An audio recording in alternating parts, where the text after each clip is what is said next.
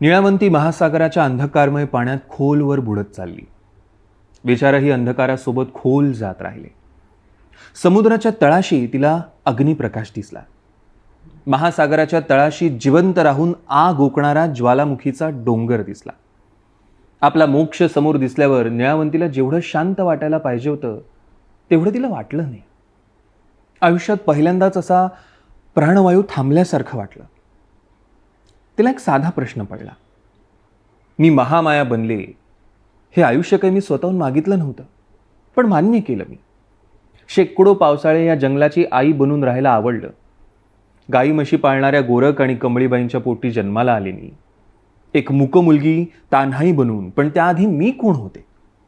कमळीबाईच्या गर्भात येण्याआधी मी कोण होते? बाजिंदा ज्या निळावंतीला वेणाई म्हणाला ती वेणाई कोण होती? या सगळ्या महामाया पुनर्जन्म घेत त्यांची वंशवेल तयार झाली असेलच ना.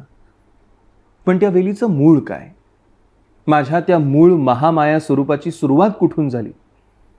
या महामायेचा जन्म कसा आणि कुठे झाला? निळावंती ज्वालामुखीभोवती परिक्रमा करत पोहू लागली. मला मरण्याआधी या प्रश्नाचं उत्तर मिळेल असं वाटलं होतं, पण मरण समोर दिसतंय. पण माझी उत्पत्ती कधी झाली याचं मला उत्तरच मिळालं नाही. मी पृथ्वीवर आले तरी कधी?